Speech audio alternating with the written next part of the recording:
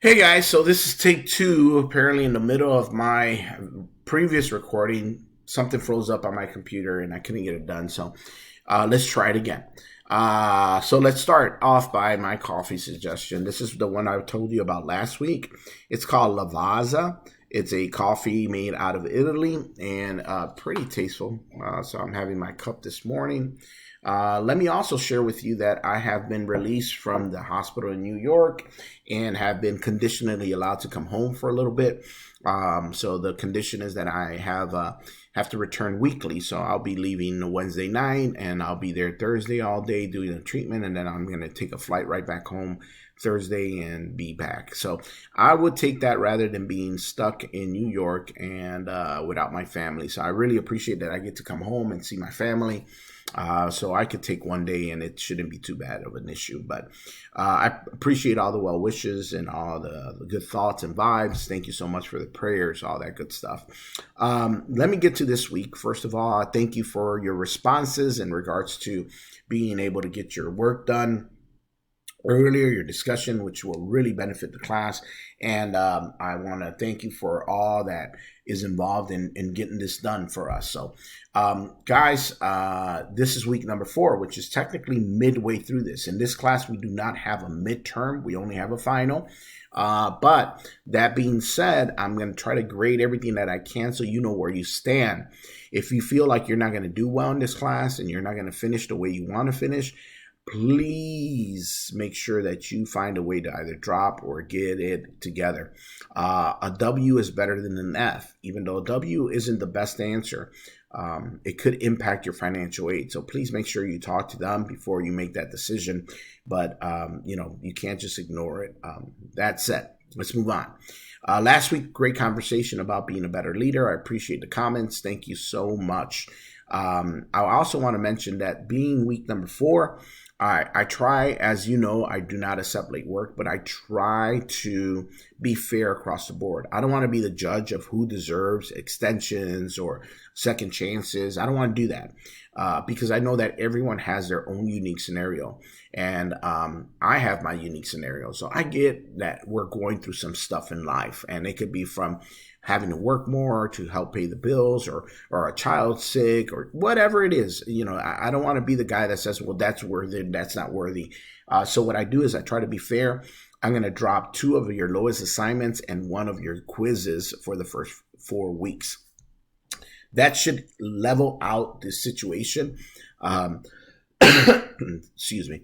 And will give you an opportunity to sort of continue on where you're at and maybe develop a little better, in regards to your grade.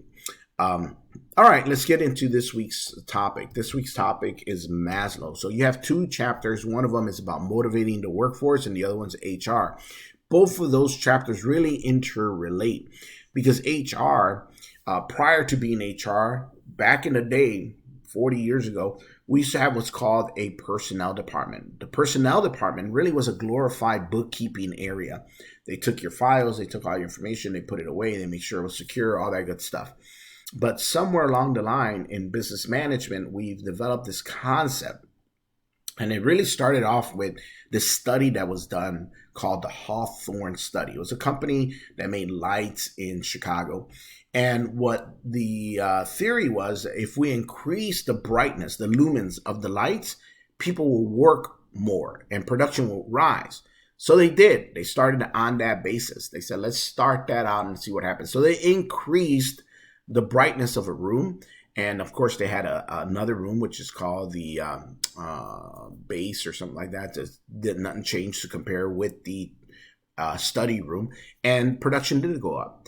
So in order to confirm that it is lights that's causing this impact, they changed the variable. They changed that and they started doing other things, giving them breaks. They did all these different things. And guess what happened? Actually, at one point, they even lowered the light back down to its original brightness. And guess what happened? Every time production increased. So they're like, it can't be the lights that are causing this impact. So what ended up coming, I don't want to bore you with the details of it, but what ended up coming out of the study is they discovered that it was the attention given to the human, to the person, that caused that impact, that they knew that somebody was watching. And then we started developing these concepts in management, like management by walking around, and human resource started really taking its form because we started seeing humans in a different way. We're not just trying to find a body to put in place to do something. Now we're trying to match jobs, and it gives us a competitive advantage because we look for certain personalities, like those Myers-Briggs situations, to fit a certain job. If I was hiring someone in a sales position, I would look for the energetic and outspoken and extroverted person. I'm not saying that an introverted person cannot succeed in that job. I'm saying that that person that's extroverted and outgoing and easy to talk to and conversationalist, they're probably going to enjoy the job a lot quicker. And they're going to probably have a bigger chance to open up that field for themselves. So you look at this from a big scope, not just that small picture of, I need an employee, let me just put them in there. So HR started becoming a competitive advantage. When you start hiring good HR people, they start thinking differently. They start thinking, how does this person impact the company? So Maslow, which is involved in this, is in motivating people. His theory, Abraham Maslow, his theory was that everyone has a reason for motivation. Everyone has a purpose of why you're motivated. I don't do it in this class, but if you have taken my Principles of Management class, you've watched the story of Randy Potash, which was a professor in Carnegie Mellon. And you know that what I do is I get you to write your purpose statement, because you have a motivation on why you're even here, why you're even in this class. Most of us, I love reading. That's one of my favorite discussions. I love reading what's motivating you to continue. Because let's be honest, this is a lot of tedious work. Why do you do it? And most people respond something like, my family, those people that I can change lives of, people around me, my cousins, my brothers, my siblings, my parents. I want to make them proud. And that's what really gets you up every morning to do what you do. So Maslow said all of us have a motivating factor. What it is, it depends on where we're at in our lives. And some people, when I teach this in the corporate setting, I talk about like employees in a factory setting. Like people tell me, oh, it's so hard to get them to do stuff. And it's like, and I believe that it's because we don't understand what's motivating them to go to work. If they have the first tier of Maslow and they have accomplished that motivating factor, it no longer affects them. If they're paying their bills and they're covering their costs, and that's all you go to work for. Like, there's no dream, there's nothing bigger. So the motivation starts decreasing until they move on to another level. And sometimes it's just belonging to some group or belonging to feeling part of something special. And then we go into self-esteem and recognition and acknowledgement, and we want to be patted in the back and all that good stuff that makes us motivated. And you'll read through it. I don't want to suggest all the points, but I think that it's important for us to reflect on where we are in this process. What's motivating us? What is it that makes us get up every morning and do it and get out there and hustle?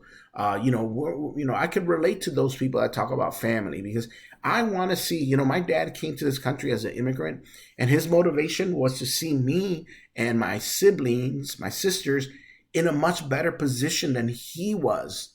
He rejoiced at our victories. He was so happy to see us succeed in our careers, in our lives, and purchase homes and become more than what he ever hoped to accomplish for himself. And I relate to that because I see my kids, and I've mentioned before in my introduction, my daughter's in Italy studying abroad, and my son will be going to Spain for 4 months and studying out there in the medical world. And to see them accomplish those things, my daughter graduates next month or next semester, to see her reach those levels without having to do what my wife and I did. We would work and then go to school, take a semester and pay for that semester and do it again. And maybe sometimes take a semester off because we couldn't afford college for a semester, and struggle through that process.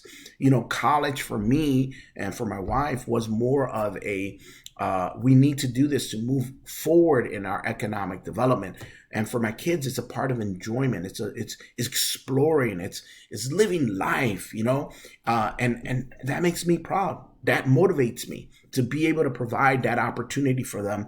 Makes me happy. It's probably the same for you. If you're like me, first generation graduate in our families, then you want to bring that pride to your family.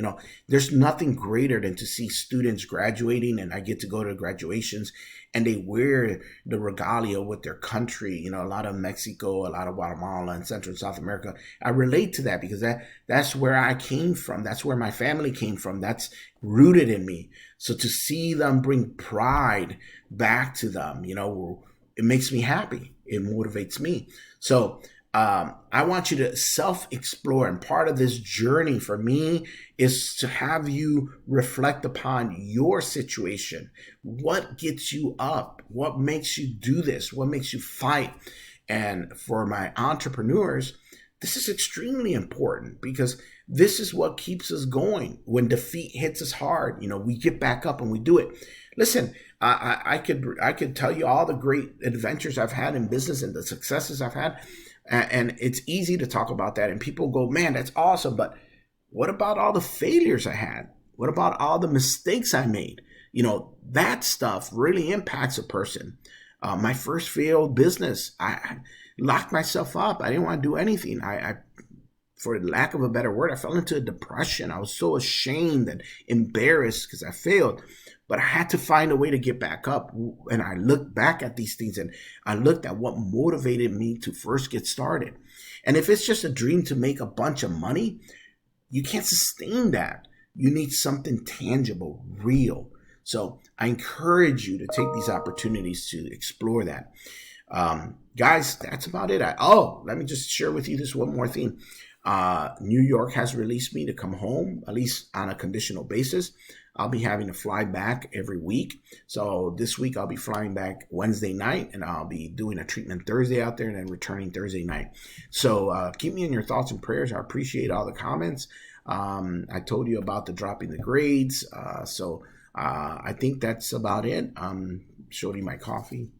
And I hope that you guys are doing well. It's a beautiful day today. It's going to be in the high 80s. It's just great to be home. It's great to sleep in my own bed. It's great to be with my family. It's great to I had dinner with my son on Sunday night, and he went back to where he lives, but I got to spend some time with him. I get to spend time with my wife every day. Just as I said, guys, I wish you the very best. I hope you're doing well. Stay healthy out there. Be safe, and we will talk to you next week. Take care.